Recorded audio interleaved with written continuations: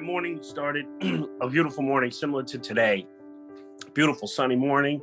I was home playing Mr. Mom. I had my two beautiful daughters. Catherine was 18 months and Elizabeth was 9 months. And I was a firefighter at the time. So I have, days off in the middle of the week. My wife was working for New York Magazine up in Midtown.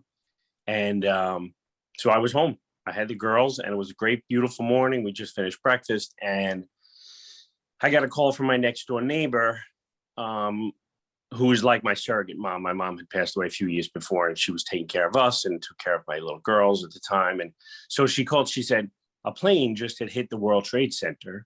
And how is your sister? How's Nancy? Because Nancy worked in the World Trade Center for the Port Authority.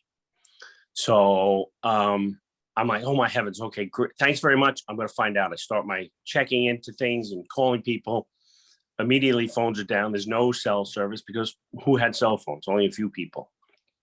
So I immediately turn on television, look, and I'm like, oh boy, this is a really big plane. This isn't just a Cessna, slipped into the building. This was a big plane. So I take a VHS tape, put it in the machine. Some people don't even know what that is, but a VHS tape, put it in the machine, hit record, and started recording it just because I knew it was so much going on. And that was the first tower, probably 8:45, basically. By 9 o'clock, when the second tower was hit, I realized that this was a real big event. This was tragic, and I had to go to work. And I knew they had called a recall for the firemen. That was a little bit later, but they were going to. Everyone had to go. So I look across to my neighbor, and she's pulling out of the driveway. She's going to watch my children that day when I go to work at night. And she's leaving. And I don't know where she's going. Can't get to her, no cell phones. So I don't have any place to put these two little girls.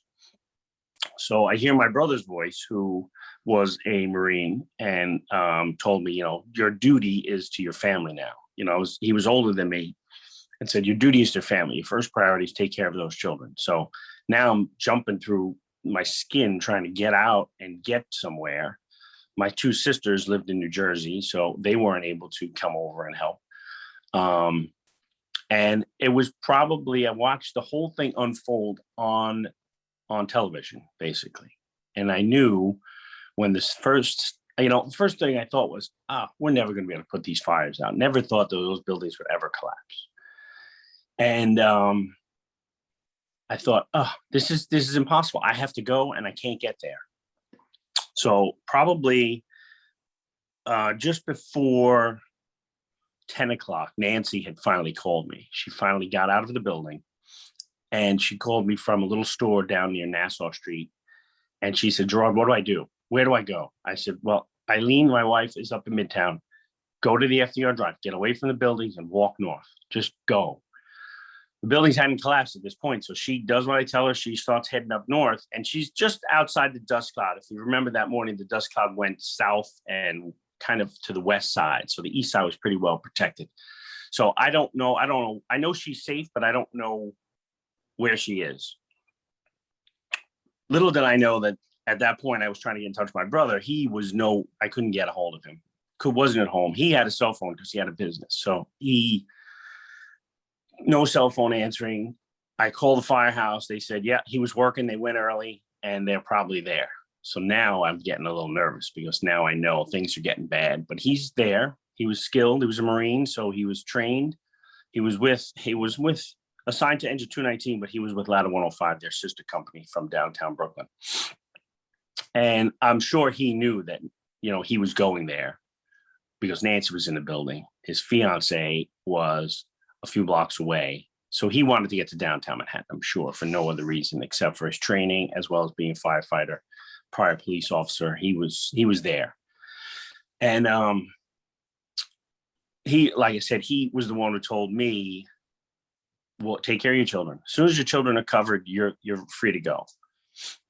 Buildings collapse. I knew it was a tremendous loss of life, as well as firefighters, not even thinking that John was lost, just thinking that he was there, like all the other firefighters.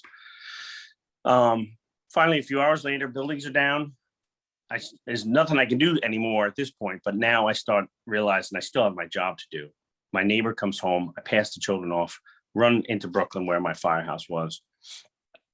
collecting my gear. I sign in our daily log and I'm ready to go. I am, heading downtown. People are calling now, the firehouse, everyone's got to get there.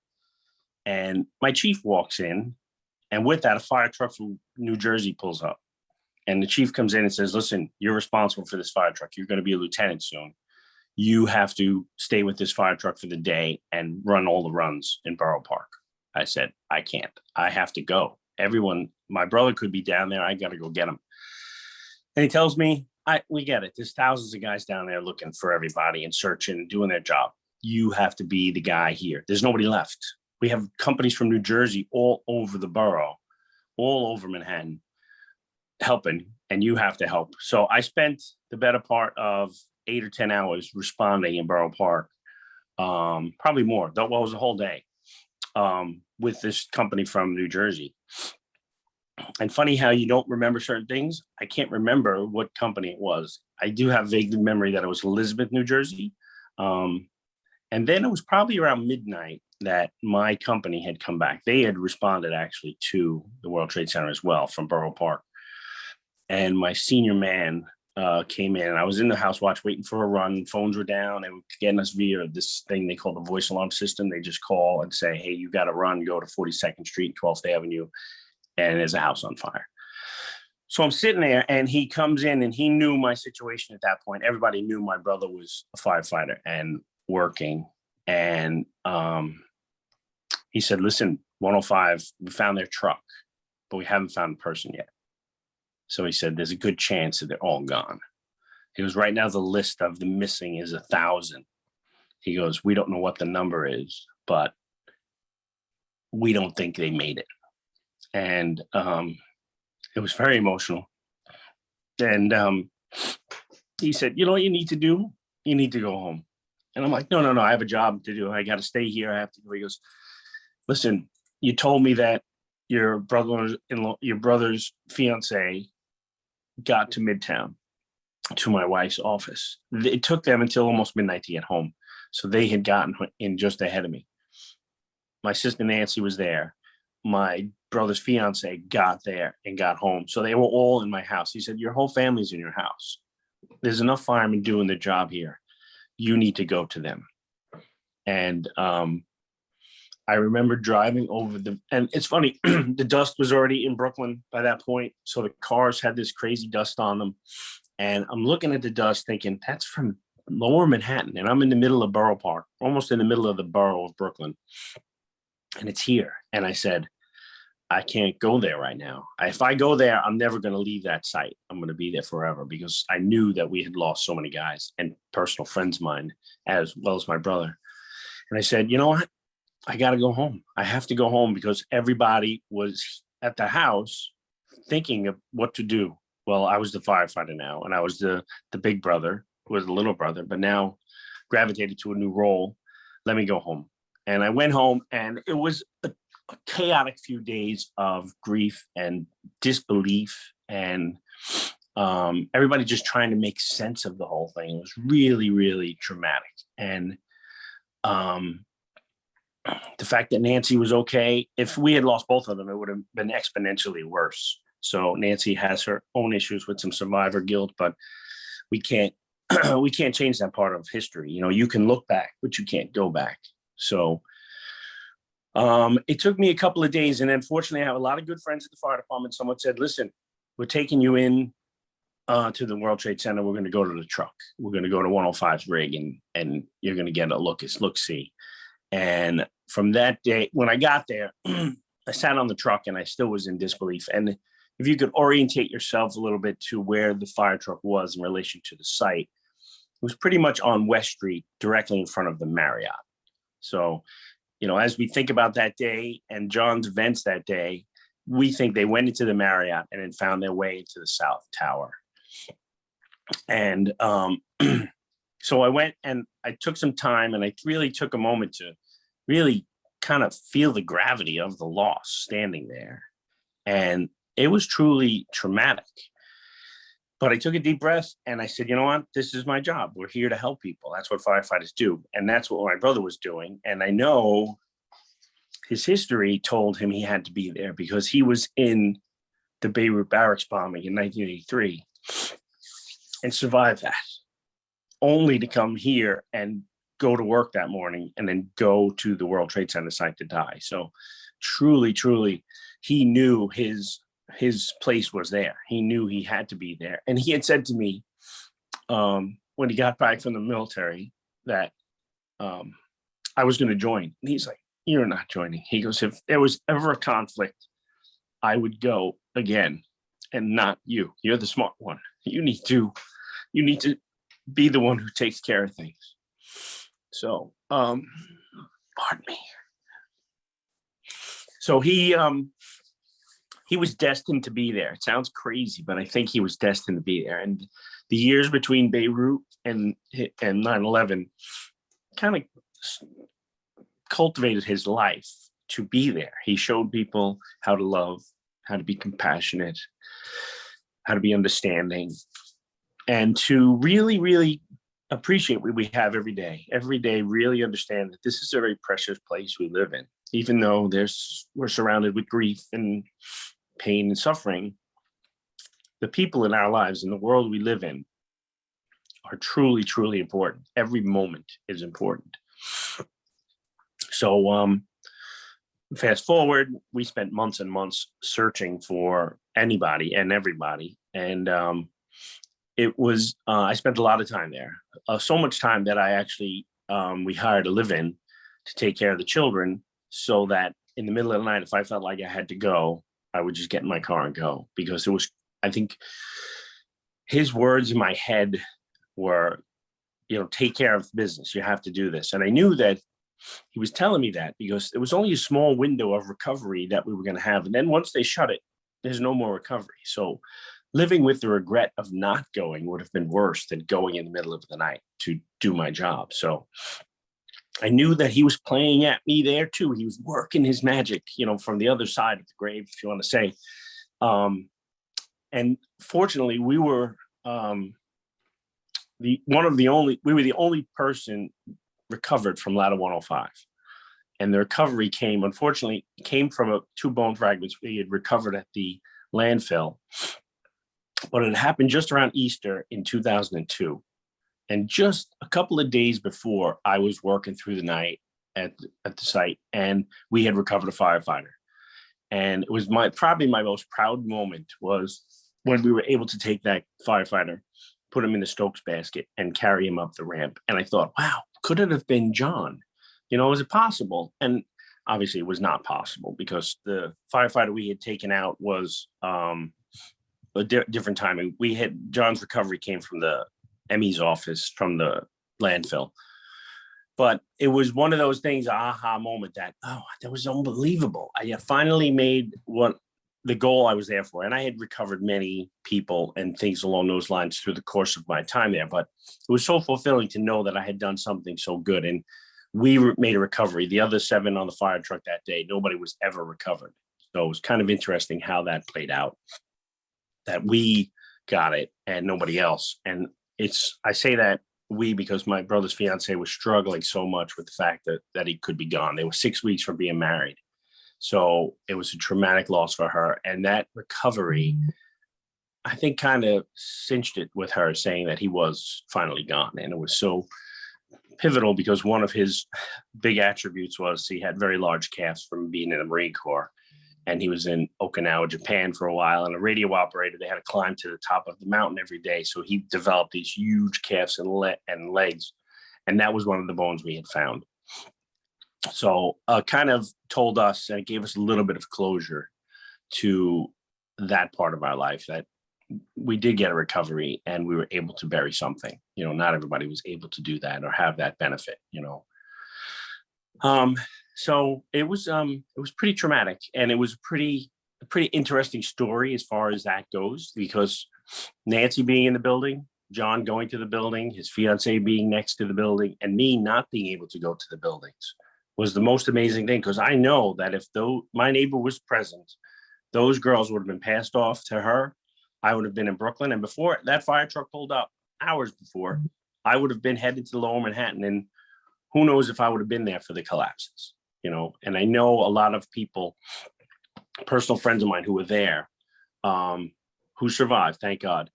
It was devastating. It was devastating for them because they had known right away that this was a horrible, horrible moment for the fire department. So it's hard for me to grasp the whole day, putting it in a compact little spot, because there was so many, like I said at the beginning, so many tentacles that ran through the day. And when the dust finally settled in my world, it was dozens of firefighters that I had known, and probably 50 or more acquaintances that were just gone.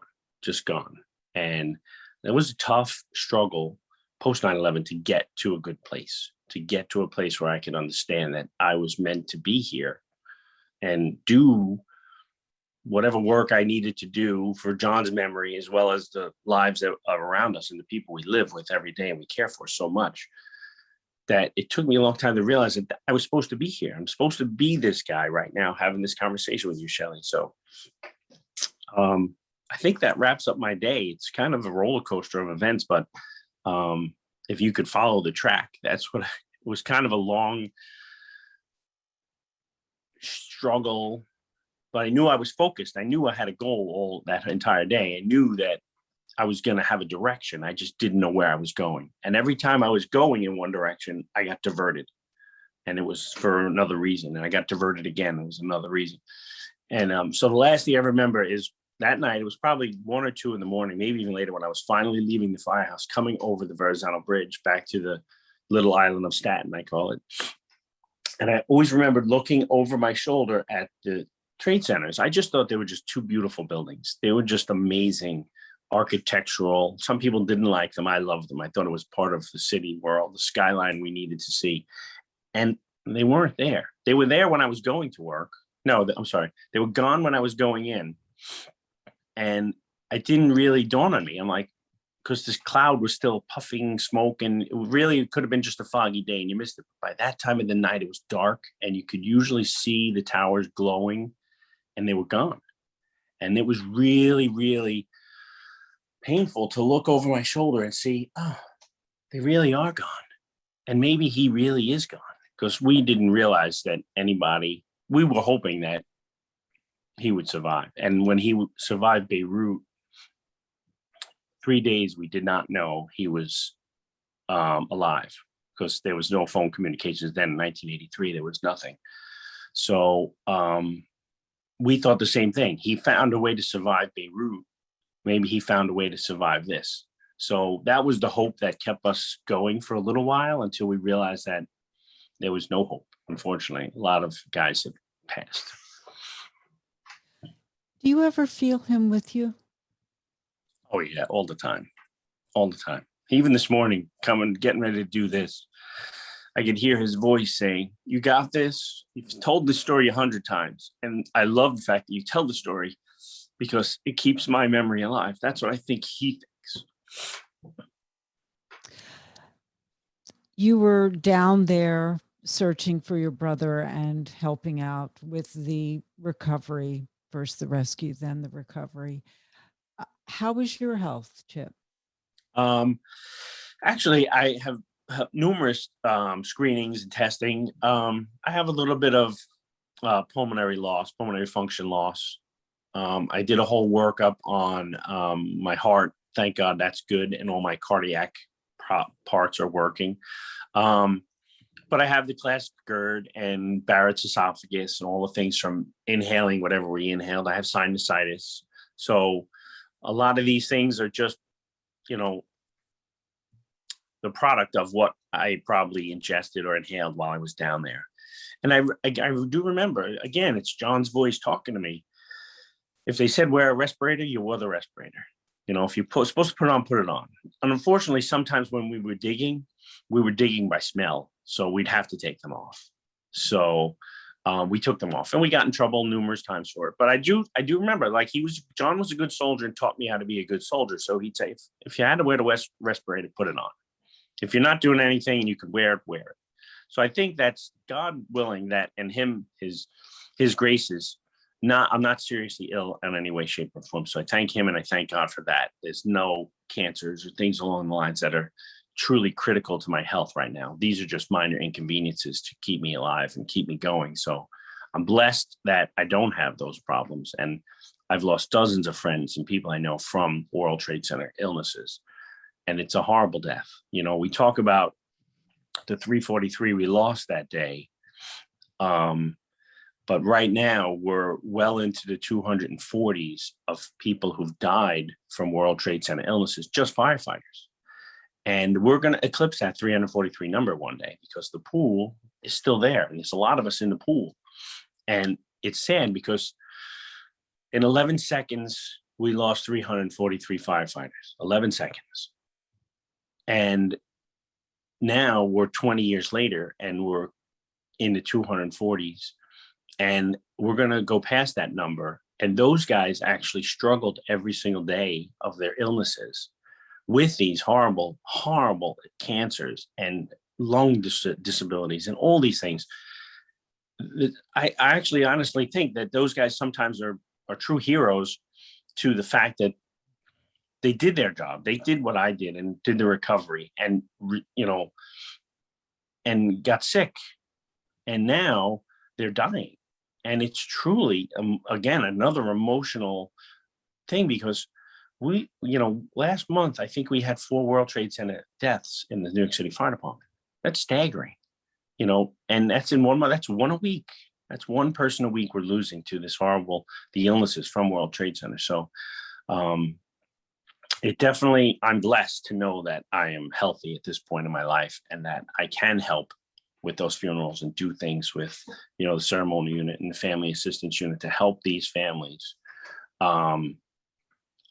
deal with the loss and deal with the sickness. You know, when I was working with the ceremonial unit, we dealt mostly with the funeral preparations things, but now I work with the family assistance unit, which is dealing with the people who are sick and getting them transportation to their, you know, to Sloan and all the hospitals that are treating them for cancer or any of their illnesses. So it's a different type of involvement in the fire department, but it's very fulfilling and rewarding. Not that there's not an emotional toll that goes with it as well, but I know that I was meant to be here and do this job. Take me through your career post 9/11 and then please explain, because most people have not heard of the Family Assistance Unit. It's really quite an organization within an organization that really takes care of its own and the entire FDNY community. Yeah. So it's kind of interesting. My post 9/11 career, the day the site closed, it was the end of May in 2002. And the next day I was promoted to lieutenant. So it's kind of an interesting thing and a good piece of emotional closure for me, because it was like closing that chapter of my life and opening the new one. So it was a good, fresh start, let's say. And I was a lieutenant in 247 Engine in Borough Park, on the other side of Borough Park, for almost 12 years. And then I got promoted to captain, and then I became a captain, and I was transferred out to Staten Island and Huguenot, a little place they call Oz. And it is a beautiful place. It's a wonderful, and it's a firehouse filled with senior firefighters. So it's not all brand new guys. Everyone is seasoned, a veteran who knows their job. And a lot of them were around during 9/11. So it was very comforting for me to be there. Presently I have a hip injury, so from an accident, so I'm convalescing a little bit, but that's how I ended up switching gears from the ceremonial unit to the family assistance unit, because they had needed somebody in that unit to help with these World Trade Center families. And as we're leading into the 20th anniversary, there's a lot of work to be done. Families are very interested in breaking out of the pandemic and getting to a memorial to memorialize their loved ones. And so the family assistance unit, it's kind of like you said, a unit within a unit, but it's a family inside our own family. And I've said this to multiple people: the FDNY, the F is for family. Family comes first, and we should always think that way. And again, my brother's influence is the one who taught me that, like, your family comes first. Take care of those little girls, right? I can still hear his voice. So the family assistance unit pretty much handles anybody who's sick or ill, moving them around. We run over 300 transportation calls a month for guys who are sick or injured. or going in for surgeries or things like that. So we take care of a lot of people on a daily basis and on a monthly basis. And then add on top of that, when a family has a plaque dedication in a firehouse, or they need to be transported to a firehouse or an event, we transport the families to the Memorial Day. As a matter of fact, this week we're doing finally opened up from the Slutman plaque dedication. Shannon Slutman is coming in, and we're going to get her. She lives in Delaware now, so we're sending a team down there to pick her up, bring her into Manhattan for her plaque dedication at the end of the week. So it really is a complex group of people, and the team is wonderful. Dominique and Evelyn, they're two wonderfully kind-hearted people. They're wonderful, and they do a great job. You know, our whole staff. Lally is one of our administrative assistants. Mary is one of our ladies who work with us. Tremendously organized people who put their heart and soul into the unit. You know, and the officers who work alongside of me. We all have the same kind of event in our head. We all think the most important thing is that family. And even from my ceremonial experience with Joe LaPointe as the commanding officer, you know, we kind of, you know, we take the worst day of someone's life, whether it's a funeral or it's a plaque dedication, and just try to make it just that much better. Just change, give them one thing to remember that said, that was beautiful. That was a tremendous honor for me to be here watching all these firefighters come and EMTs and come together to honor my loved one. Can't be more successful and more rewarding than anything I've ever done than that. That's the pinnacle of a good day for us, even though it could be somebody's worst day. And sadly enough, the reason I think I'm passionate about it so much is because I was the guy on the other side of that blue line. So when we had the service for my brother, it was in November, we had a memorial, and it was hundreds of guys turned out for that, for me to support me and my family, but to remember John. And we hadn't had a recovery, so we just had a memorial mass. And later on, when I joined the ceremony unit, I'm like, now this is the reason I had to be there, because I know what it was like to be the person opposite the uniforms. As well as before that, I used to be the guy in the line, you know, and it's very difficult for me to not connect to those families, every single one of them in a certain way, because I know what they're going through. I know their loss personally, you know, so it's very fulfilling and very rewarding for me to do this job. You speak of family first, learned from John. Tell me what your children are doing today and how old are they? Well, Catherine is now 21, and she is a biomedical engineering student at SUNY Binghamton. And she is looking towards her future, working in research, you know, along those lines, maybe even something along the lines of, you know, working with like the coronavirus type of thing. My daughter, Elizabeth, who is now 20, she is in TCNJ, the College of New Jersey, and she's a sophomore for elementary or early education. So she wants to be a teacher, which would be wonderful. And she's such a compassionate person. So it kind of works, you know, and she loves children. So it's going to be good for her. And and my son is 18, Matthew, and it's very interesting. When I put my arm around Matthew, he's very tall, and he's a few inches taller than me. So I put my arm around his shoulder, and his name is Matthew John. And he has a lot of my brother's traits, but he doesn't know the world before 9/11. When I tell people, it's Matthew's whole life.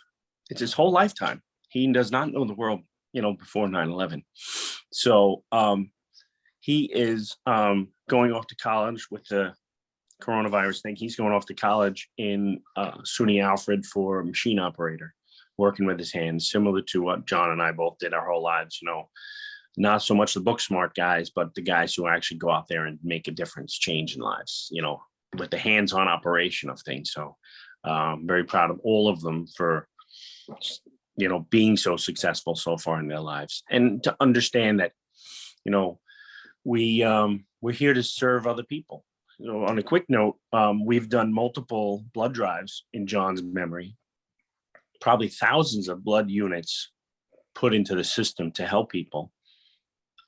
because one of the reasons we got into it was when we were searching for anybody or anything, the New York City Blood Center actually had vials of blood stored from firefighters who were in the bone marrow program, and they saved them for some reason. And a lot of families, the only closure they had was to bury those vials of blood.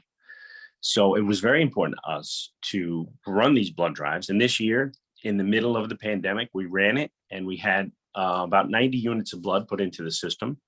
You know, that could save over 250 lives in John's memory. And it's just the most amazing thing. And my children were there every step of the way. And in so much as they even ran their own blood drives, you know, when they were in high school, to get their friends involved. And sometimes they came and sometimes they didn't, but it's just that feeling of service that they get from us, and they got it from their uncle. You know, it's an amazing carry through in our family, you know, in the direction we're going. Is there anything else you want to add, Chip? Just that this is great. I feel bad that I was emotional, but Shelley, this was phenomenal. And for you to take these stories to people, you know, as long as somebody remembers their name or says their name, people will never truly die. You know, that's truly how I feel in my heart, that if you say John Chipura enough and you remember him enough, then he's still alive for somebody. So I think it's critical that we go forward with this 20th anniversary. And now that we're opening up, that it should be a more public event. It should be out there for families who are craving, they're looking for something to do to remember their loved one on the 20th anniversary. This might be the last big anniversary we have, you know. And I'll tell you another quick story about being at the site. And it's one of my mantras that, you know, everyone says never forget. And I'm very glad you're doing this. And I thought about this the other day when I was coming on.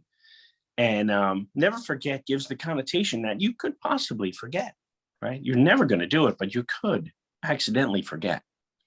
So one night at the site, I see this huge banner unroll on the side of the building, and it says never forget. And I'm like, wow, that's pretty cool. But shouldn't it be always remember? It should be always remember, because it's got a little positive spin to it. And I know I will always remember my brother's memory and his life. So anytime we do something with John's, you know, memory, it's a little always remember on it. Even in the notes I take, it says always remember. On 9/11, I put always remember. In my day book, when I was in the firehouse, always remember, because you can't forget if you're always remembering. So it definitely takes a spin. And again, it's his voice telling me you have to make this positive. All of this thing that we did was not for nothing. It was for a positive, you know, life role and a forward direction. So let's keep moving forward. Let's always remember. Let's take care of the people who are sick and make sure they get the best care they can, you know, through this whole thing. So that's the best I can do at this point, but that's where I'd like to end it with.